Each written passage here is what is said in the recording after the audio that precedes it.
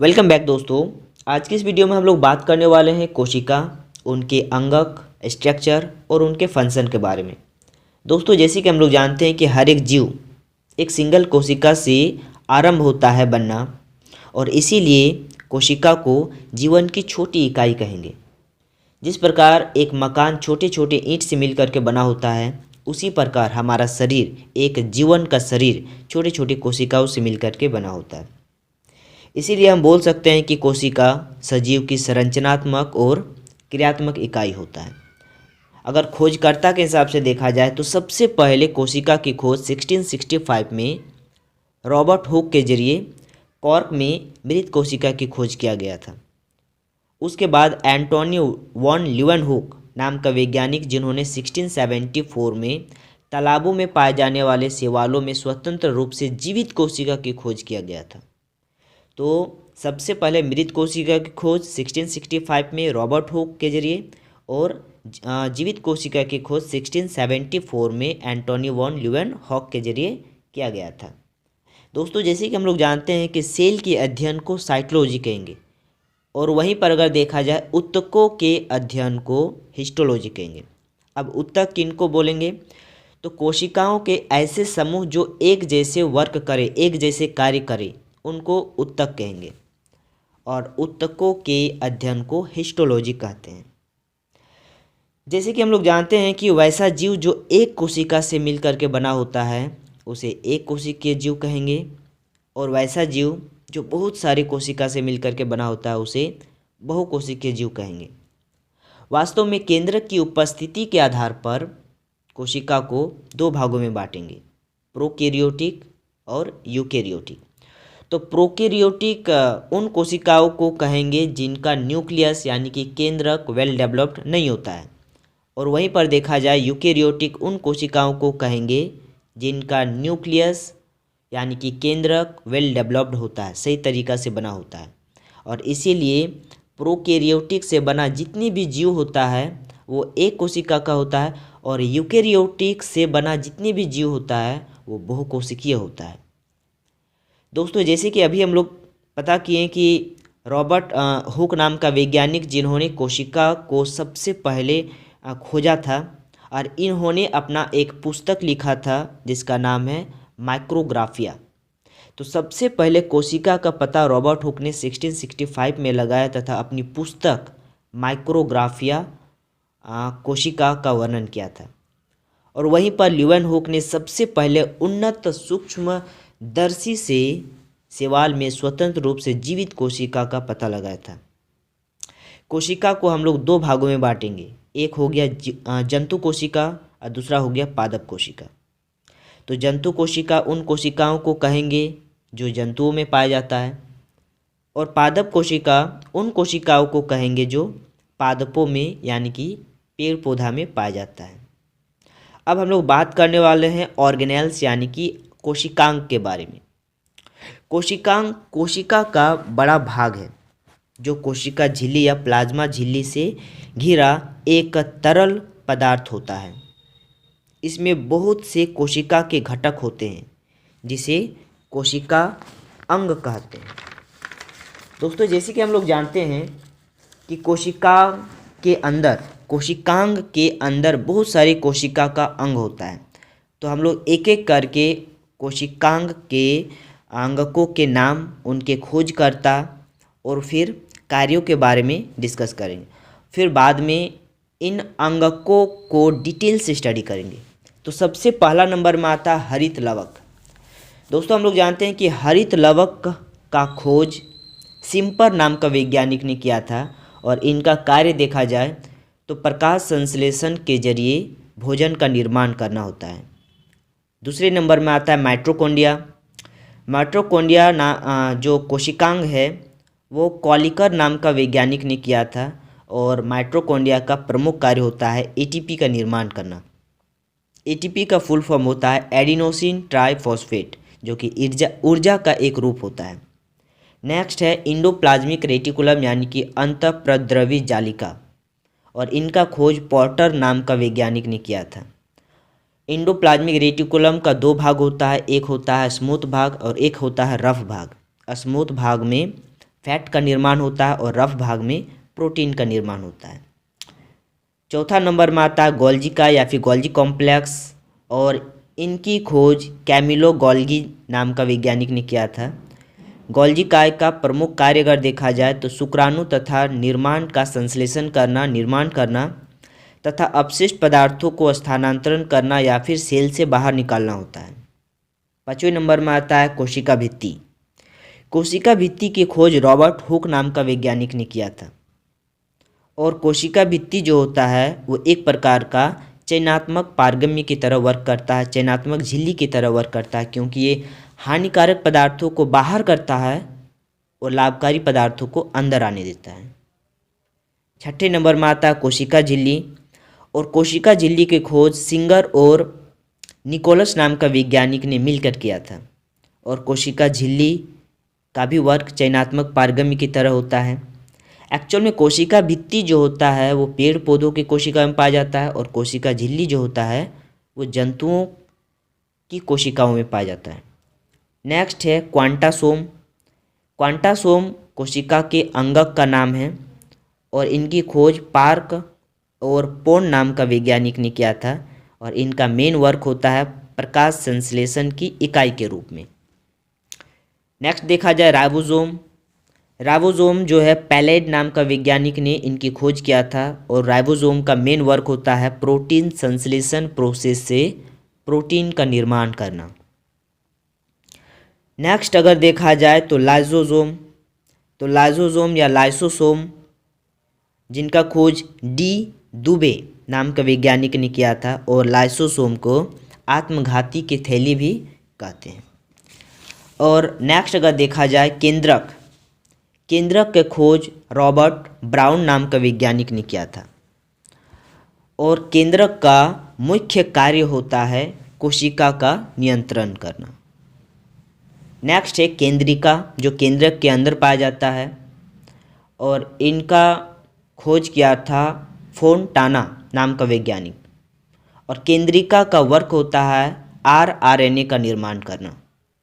दोस्तों आरएनए और डीएनए के फुल फॉर्म आप लोग कमेंट बॉक्स में कमेंट कीजिएगा। और लास्ट अंगक का नाम है गुणसूत्र। गुणसूत्र का खोज किया था वॉल डेयर नाम का वैज्ञानिक, वॉल डेयर। और गुणसूत्र जो होता है एक प्रकार का जीन के रूप में वर्क करता है।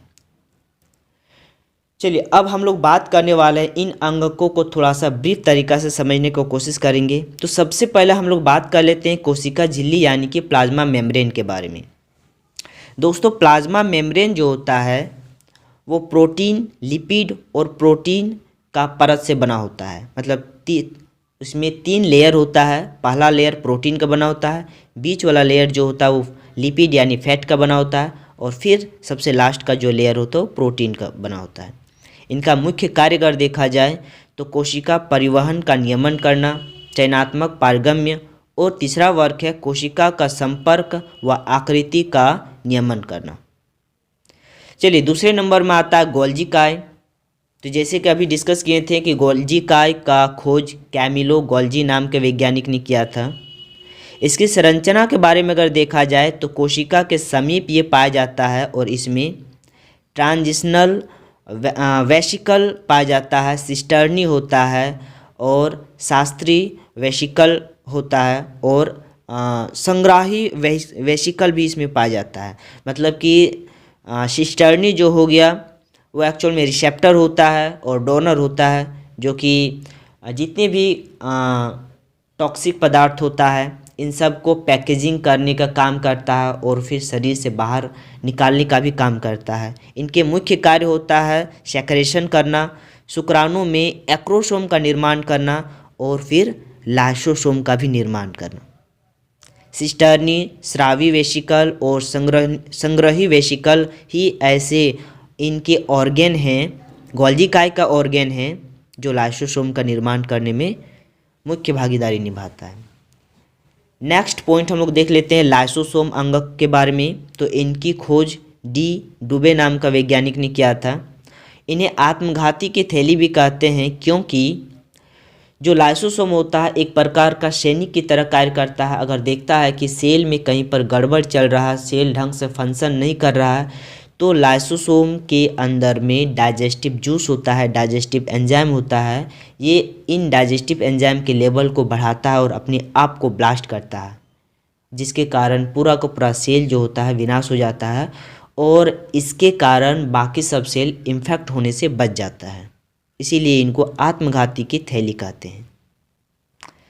इनके मुख्य कार्य हो गया अंतःकोशिकीय पाचन, स्वभक्षण और स्वलयन। नेक्स्ट है अंतःप्रद्रवी जालिका, जिसको इंडोप्लाज्मिक रेटिकुलम भी कहते हैं और शॉर्ट फॉर्म में इसको ER भी लिखा जाता है। इनकी संरचना अगर देखा जाए तो सिस्टर्नी, वेसिकल्स, ट्यूब्यूल्स द्वारा निर्मित होता है। इनका दो प्रकार होता है इंडोप्लाज्मिक रेटिकुलम का। एक होता है रफ इंडोप्लाज्मिक रेटिकुलम और एक होता है स्मूथ इंडोप्लाज्मिक रेटिकुलम। जो रफ इंडोप्लाज्मिक रेटिकुलम होता है वहाँ पर जो रफ इंडोप्लाज्मिक रेटिकुलम होता है उनमें डॉट लाइक स्ट्रक्चर होता है जिनको राइबोसोम कहेंगे और इसीलिए ये प्रोटीन का संश्लेषण करता है। और जो स्मूथ इंडोप्लाज्मिक रेटिकुलम होता है वहाँ पर फैट का संश्लेषण होता है, फैट का निर्माण होता है। माइटोकॉन्ड्रिया अगर देखा जाए तो कॉलिकर नाम का वैज्ञानिक ने माइटोकॉन्ड्रिया की खोज किया था। माइटोकॉन्ड्रिया को कोशिका का बिजली घर भी कहा जाता है। अगर इसकी संरचना के बारे में देखा जाए तो दोहरी इकाई झिल्ली द्वारा निर्मित होती है, डबल लेयर का बना होता है, डबल मेम्ब्रेन का बना होता है। इनकी भीतरी झिल्ली पर वलय पाया जाता है जिसे क्रिस्टी कहते हैं।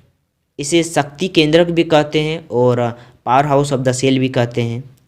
इनमें DNA की उपस्थिति के कारण प्रतिकरण पाया जाता है।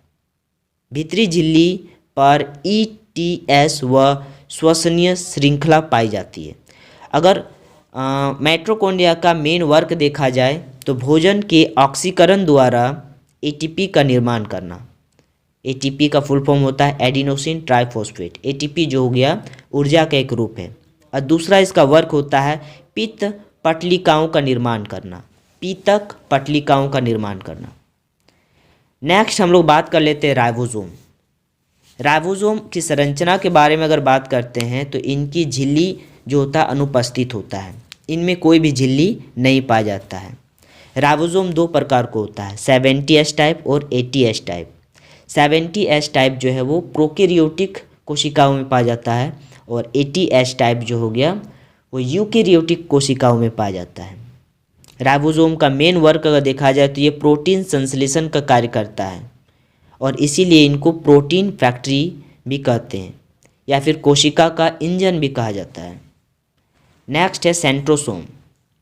सेंट्रोसोम की रचना के बारे में अगर बात कर लेते हैं तो जंतु कोशिका में एक जोड़ी नलाकार सेंट्रियोल पाई जाती है व इनके बीच 90 डिग्री का कोण पाया जाता है। यह इकाई झिल्ली विहीन होती है। प्रत्येक सेंट्रियोल में तिहरी सूक्ष्म नलिकाओं पाई जाती है, मतलब कि 3-3 करके सूक्ष्म नलिकाएं इसमें पाया जाता है। इसमें कार्टविल संरचना उपस्थित होती है। अगर इनके मेन वर्क के बारे में बात किया जाए तो कोशिका विभाजन के समय तुर्क तंतुओं का निर्माण करता है सेंट्रोसोल। नेक्स्ट है कोशिका झिल्ली। कोशिका झिल्ली कोशिका का ऊपरी आवरण को कहेंगे। यह दोहरी इकाई झिल्ली द्वारा निर्मित होता है और झिल्ली पर केंद्रक छिद्र पाए जाते हैं। केंद्रक झिल्ली पर फाइब्रस लेमिना नामक परत पाई जाती है। केंद्रक झिल्ली पर फाइब्रस लेमिना नाम का परत पाया जाता है। केंद्रक झिल्ली का मेन वर्क अगर देखा जाए तो केंद्रक व कोशिका द्रव के बीच परिवहन का नियमन करता है। केंद्रक, अब बात कर लेते हैं केंद्रिका के बारे में। तो केंद्रिका की खोज फोंटेना नाम का वैज्ञानिक ने किया था। इनकी संरचना के बारे में अगर बात किया जाए तो इकाई झिल्ली इसमें अनुपस्थित होती है। इसमें एम्फोर्फस मैट्रिक्स कनिकामय भाग व तंतुमय भाग पाया जाता है। केंद्रिका का मेन वर्क है राइबोसोम का निर्माण करना और प्रोटीन का संश्लेषण में सहायता प्रदान करना। दूसरा है RNA का संग्रहण करना। चलिए नेक्स्ट देखा जाए गुणसूत्र के बारे में, जिसको क्रोमोसोम कहेंगे। इनकी संरचना अगर देखा जाए तो केंद्रक में पाया जाता है। ये विभाजन के समय दिखाई देता है। सामान्य कोशिका में 2n व युग्मक में n अवस्था पाया जाता है। अगर देखा जाए तो गुणसूत्र DNA व हिस्टोन प्रोटीन के द्वारा ये निर्माण होता है। इनका मुख्य कार्य अगर देखा जाए तो कोशिका के विभाजन, कोशिका की विभिन्न गतिविधियों का नियंत्रण करना, और दूसरा वर्ग अगर देखा जाए तो एक पीढ़ी से दूसरी पीढ़ी में आनुवांशिक लक्षणों का स्थानांतरण करना होता है।